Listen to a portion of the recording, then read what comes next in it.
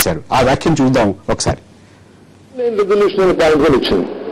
Single ఎందుకు ఏమన్నారు మా వాళ్ళంటే కొంతమంది ఉత్తరాంధ్ర కావాలన్నారు, కొంతమంది తెలంగాణ కావాలన్నారు, కొంతమంది హైదరాబాద్ గురించి మాట్లాడుతుంది, రాయలసీమ గురించి మాట్లాడారు.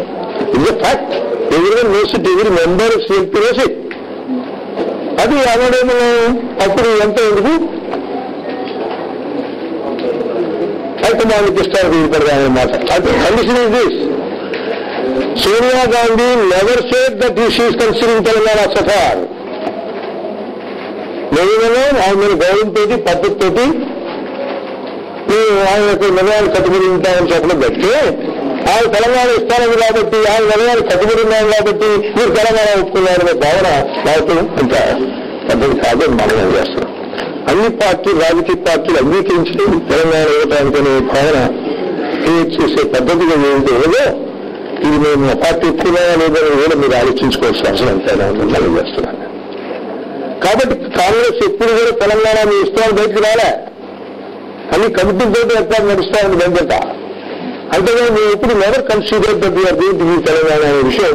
అయితే ప్రచారం చేస్తున్నారు కాంగ్రెస్ ఎక్కువని, మోసం చేస్తున్నారు, దగా చేస్తున్నారు కాంగ్రెస్ అని చెప్పే మాటలు ఎంతవరకు సమంజసం, ఎంతవరకు న్యాయంలో మనం చేస్తున్నారు. గాది వెంకటరెడ్డి చేసినటువంటి వ్యాఖ్యలకు ప్రతిగా ఏఐసిసి అధికార ప్రతినిధి డాక్టర్ కె కేశవరావు ఉన్నారు. వారి మాటలు విందాం. ప్రెస్ కాన్ఫరెన్స్ చెప్పారట. ఏం చెప్పారు? ఇంతవరకు కాంగ్రెస్ పార్టీ సెపరేట్ తెలంగాణ గురించి మేము మాట్లాడలేదు, కాంగ్రెస్ చెప్తున్నాం, నేను మాట్లాడలేదు అని ఆయన ఉన్నారట. సార్ ఆయనలో మీకు మేనిఫెస్టో తీసుకోవడానికి ఉత్తర సెక్రటరీ సాక్షి అన్నాము అని చెప్పడం జరిగింది. కాంగ్రెస్ పార్టీ రికగ్నైజెస్, నాట్ కాదు, టేక్స్ నోట్ కాదు, టేక్స్ కాగ్నిజెన్స్ కాదు, రికగ్నైజెస్ అంటే యాక్సెప్ట్స్. ఇక్కడ ఒక చీఫ్ ఇస్తున్నాడు, పాపులర్ చీఫ్ ఇస్తున్నాడు, ఎలక్టెడ్ చీఫ్ ఇస్తున్నాడు. This elected government here. ఆ ఎలక్టెడ్ గవర్నమెంట్ ప్రకారం that he can't abdicate his powers and governor ఇట్లా ఒక ఇంప్రెషన్ ఇస్తాను అంటే governor is now running the law and order. I will representative of people take strong gets objection to this. వాళ్ళ పిల్లలకి meeting పెట్టుకోవాలంటే governor చెప్తాడని, లేదా రావాలంటే బస్సు గవర్నర్ చెప్తాడని. This is not good. Immediately ఏ కేసులో అయితే 27 కన్నా ముందు దీంట్లో యాక్చువల్లీ నేనంటున్నాను ఇప్పుడు వరకు ఎన్ని కేసులు ఉన్నాయో అవి విత్డ్రా చేసుకోమని కోరుకుంటున్నాను. దామోదర్ రెడ్డి గారు, మంత్రివర్గంలోను మీ పార్టీలోను ఏమవుతుంది? ఒక మంత్రి గారు, చాలా బాధ్యతాయుతమైన మంత్రి గారు, చాలా సీనియర్ కాంగ్రెస్ పార్టీ నాయకులు గాది వెంకటరెడ్డి గారు, మీ కాంగ్రెస్ పార్టీ ఎప్పుడూ కూడా ఇది ఇచ్చేస్తామనేటువంటి మాట చెప్పలేదు, సోనియా గాంధీ గారు కూడా ఇప్పుడు ఇచ్చేస్తామనే మాట చెప్పలేదు అని ఒక పక్కన అంటుంటే, మీ పార్టీ అఖిల భారత స్థాయిలో ఉన్నటువంటి అధికార ప్రతినిధి ఇది కాదు అని అంటున్నారు. మంత్రివర్గ సహచరులు ఒక పక్క ధిక్కారు, ఒక పక్క విధేయత, ఏం జరుగుతుంది? చూడండి ప్రభాకర్ గారు, నా ఏఐసిసి ప్రతినిధి, CWC member, Rajya Sabha member Keshava Rao గారు కరెక్ట్ గా చెప్పినారు. ఇది ఒక రోజు 2 రోజుల్లో తీసుకున్న నిర్ణయం కాదు. 53 సంవత్సరాల నుంచి ఒక విధంగా ఉద్యమం జరుగుతూనే ఉన్నది. 2001 సంవత్సరం మనం తీసుకుంటే 41 మంది శాసనసభ్యులు హైకమాండ్కు తెలియపరిచినారు. అప్పుడు పిసిసి అధ్యక్షులు ఉన్నారో తెలియగా సిఎల్పీ నాయకుడిగా రాజశేఖర రెడ్డి గారు వారు ఆ రోజు వారి అనుమతి తీసుకుని ప్రే చేసినారు. దాని తర్వాత 2004 సంవత్సరంలో తెలంగాణ ప్రత్యేక రాష్ట్రం కొరకు పుట్టిన టీఆర్ఎస్ దాంతో పొత్తులు పెట్టుకోను. క్లియర్ ఇండికేషన్ ఉంది తెలంగాణ ప్రత్యేక రాష్ట్రం కొరకు కాంగ్రెస్ పార్టీ అనుకూలం ఉందని చెప్పి గాది వెంకటరెడ్డి గారు ఆ విషయం చెప్పారు. గాది వెంకటరెడ్డి కాంగ్రెస్ పార్టీ మేనిఫెస్టోలో తెలంగాణ ఇస్తామనేటువంటి మాట చెప్పారని ఒక ప్రచారం జరుగుతోంది, అది వాస్తవం కాదు అని ఒకటన్నారు. రెండవది, సోనియా గాంధీ ఎక్కడా కూడా మేము తెలంగాణ ఇచ్చేస్తున్నామనేటువంటి ప్రకటన చేయలేదు అనేటువంటి రెండో మాట చెప్పారు. దీన్ని మీరు తప్పుపెట్టారు, కోమటిరెడ్డి వెంకటరెడ్డి గారు తప్పుపెట్టారు. కోమటిరెడ్డి వెంకటరెడ్డి గారు అయితే ఆంధ్రప్రదేశ్ రాష్ట్రం మొత్తానికి ముఖ్యమంత్రిగా పనిచేయట్లేదు రోసయ్య గారు, ఒక ప్రాంతానికి మాత్రమే ముఖ్యమంత్రిగా పనిచేస్తున్నారు అనేటువంటి ఆయన మంత్రివర్గంలో ఉంది అన్నటువంటి మాట అది మీరందరూ కూడా సమర్థించారు.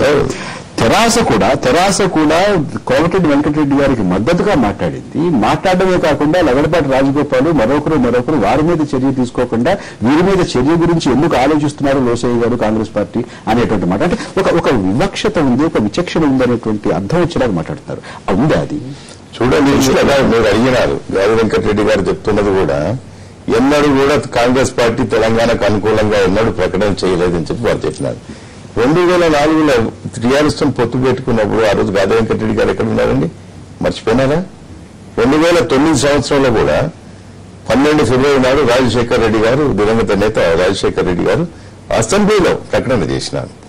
ఆ ప్రకటన చేసినప్పుడు వారు లేరా? వారు ఎందుకు ఆ రోజు అధ్యక్షులు చెప్పలేదు? సోనియా గాంధీ గారు స్వయంగా సికింద్రాబాద్ మీటింగ్ లో చెప్పినారు, పలు మీటింగ్ లో చెప్పినారు. మన్మోహన్ సింగ్ గారు కూడా చెప్పడం జరిగింది. అదేవిధంగా ప్రెసిడెంట్ అడ్రస్ లో కూడా చెప్పినారు. ఇన్ని చెప్పిన తర్వాత ఈ రోజు కాంగ్రెస్ పార్టీ ఎక్కడ మాట్లాడలేదు, కాంగ్రెస్ అధిష్టానం తీసుకోమని ఇది వారు ఈ విధంగా వాస్తవాలు అవాస్తవాలుగా చిత్రీకరించే ప్రయత్నం చేస్తున్నారు. అదేవిధంగా మీరు అడిగినారు కోమటిరెడ్డి వెంకటరెడ్డి గారు ఏదైతే రోషయ్య గారిని వ్యాఖ్య చేసినారో అది కొంతమంది తప్పు పెట్టినారు. తప్పు పెట్టాల్సిన అవసరం లేదు. రోషయ్య గారు ముఖ్యమంత్రి, రాష్ట్రానికి ముఖ్యమంత్రి అయినప్పుడు అన్ని ప్రాంతాలకు సమాన దృష్టితో చూడాలి. కానీ వారు ఏం మాట్లాడినారు? ఈ ఉద్యోగంలో పెట్టి పరిశ్రమలు వెనకైపోతున్నాయి, చిత్రరంగం అంతా మద్రాసు తల్లిపోయే ప్రయత్నం చేస్తాం. ఏ ముఖ్యమంత్రి అండి ఆయన ఈ విధంగా వ్యాఖ్యలు చేస్తారా? నేను అడుగుతున్నాను, నానో ఫ్యాక్టరీ కానీ వర్క్స్ వ్యాగన్ కానీ ఉద్యమాలు ఎప్పుడు పోయినాయా? పారిశ్రామికవేత్తలు చూస్తారు, ఇక్కడ పరిశ్రమలు పెడితే మాకు అనుభవం ఉంటుందా లేదా, మేము లాభాలు పొందుతామా లేదా, అన్ని కోణాంచి ఆలోచించి చేస్తారు. ఏ 1-2 ఫ్యాక్టరీలు ఈ మధ్య వచ్చిన వాటిని ఉద్యమం ద్వారా బయటికి పోయినట్టు ఇది మంచి పద్ధతి కాదు. ముఖ్యమంత్రిగా, బాధ్యత గల ముఖ్యమంత్రిగా ఉన్నప్పుడు ఒకవేళ ఏదన్నా పారిశ్రామికవేత్తలు ఏదన్నా ఒక మంత్రివర్గ అలా మాట్లాడచ్చు సార్, తప్పేముందండి? ప్రాంతానికి నష్టం జరిగినప్పుడు తప్పకుండా మాట్లాడాల్సిన అవసరం ఉంటుంది. ఒక వ్యక్తిగా మాట్లాడే, ఒక పార్టీ నాయకుడిగా మాట్లాడాలి. మంత్రి అయినంత మాత్రం నోరు మూసుకోవాలి, కూర్చోవాలని లేదే.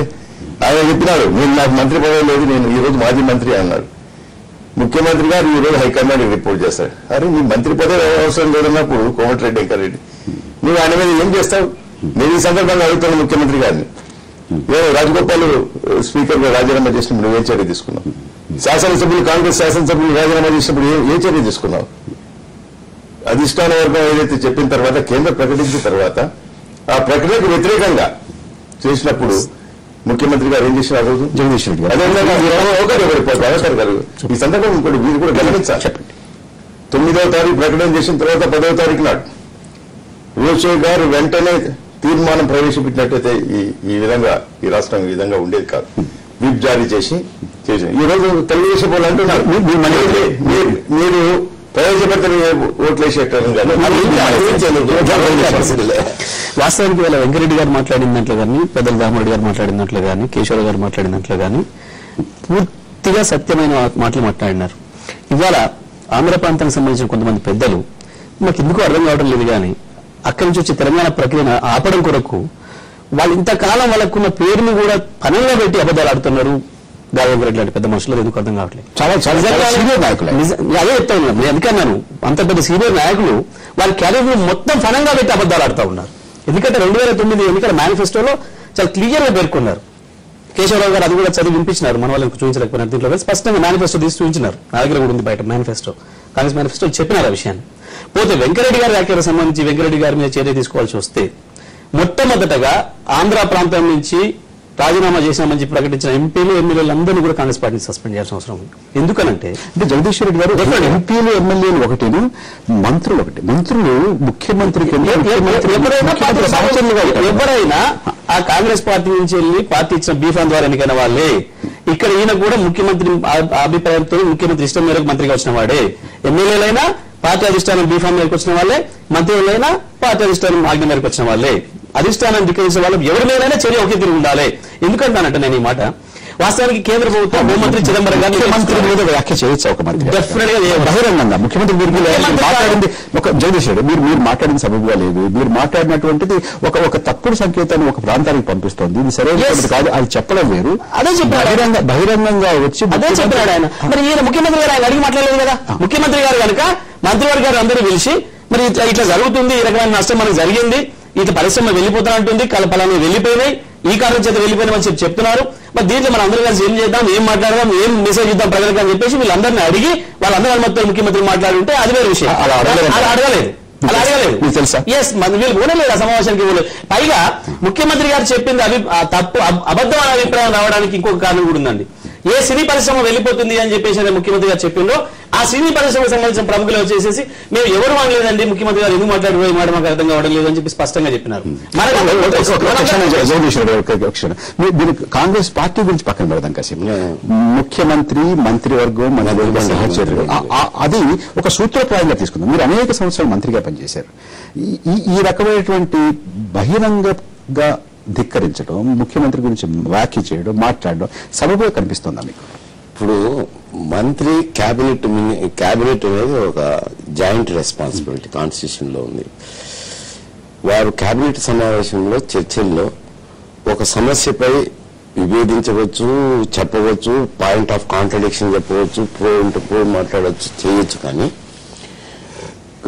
ముఖ్యమంత్రితో ఒక సమస్యపై విభేదించినప్పుడు రాజీనామా చేసి వెళ్ళిపోవాల్సింది. రాజీనామా చేసి తర్వాత విమర్శించితే బాగుంటుంది. దానికి రాజీనామా చేసిన తర్వాత ఆయన విమర్శించడానికి సర్వకులు ఉంటుంది ఏ వ్యక్తి అయినా. కానీ రాజీనామా చేయకుండా విమర్శలు చేయడం అనేది అంత సౌమ్యం కాదు, ప్రజాస్వామ్య సాంప్రదాయాలకు విరుద్ధమైంది. అంటే అసలు సమావేశం జరగలేదని జగదీశ్వర్ రెడ్డి గారు అంటున్నారు. ఏం సమాలోచన ఉంది? అంటే ముఖ్యమంత్రి కనుక మంత్రిత్వ సహచరులందరినీ కూర్చోబెట్టి సినిమా పరిశ్రమ వెళ్ళిపోతాయి, దీని గురించి ఒక ఆందోళన ఉంది అని చెప్పి there is layers of responsibility. Cabinet assembly is the supreme thing. Assembly has to discharge all these functions. Day to day functions assembly discharge చేయలేదు ఎక్కడ కూడా ప్రపంచం మొత్తంలో. కాబట్టి వాళ్ళలో ఒక group of assembly members forms the government.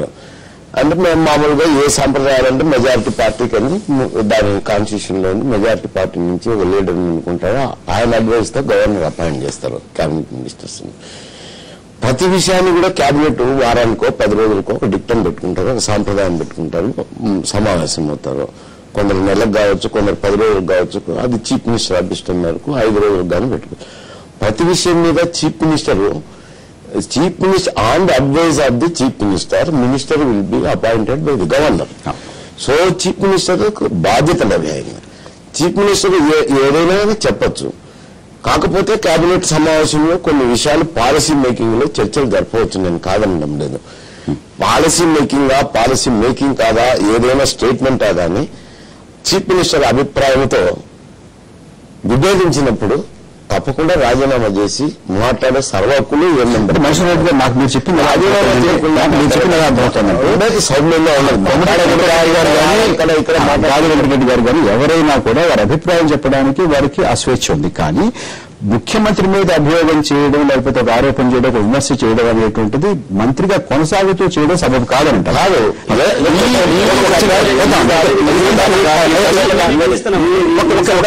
మనం కొంచెం వెతుకోవాలి, ఒక చిన్న విరామం తీసుకోవాలి. విరామం తర్వాత ఇదే విషయం మీద తర్వాత తెలుగుదేశం పార్టీ ఏ రకమైనటువంటి ధోరణి వైఖరిని అవలంబిస్తుంది, 5వ తారీఖు సమావేశం, ఈ రెండింటి గురించి మాట్లాడితే మనతో ఫోన్ లైన్ లో మాట్లాడడానికి గుంటూరు నుంచి శ్రీ ముప్పలనేని శేషగిరిరావు గారు, గుంటూరు కాంగ్రెస్ కమిటీ, జిల్లా కాంగ్రెస్ కమిటీ అధ్యక్షులు కూడా ఫోన్ లైన్ లో మనకు అందుబాటులోకి వస్తారు. వారితో కూడా మనం మాట్లాడితే వారు కూడా చర్చలో పాల్గొంటారు. ఒక చిన్న విరామం తీసుకుందాం.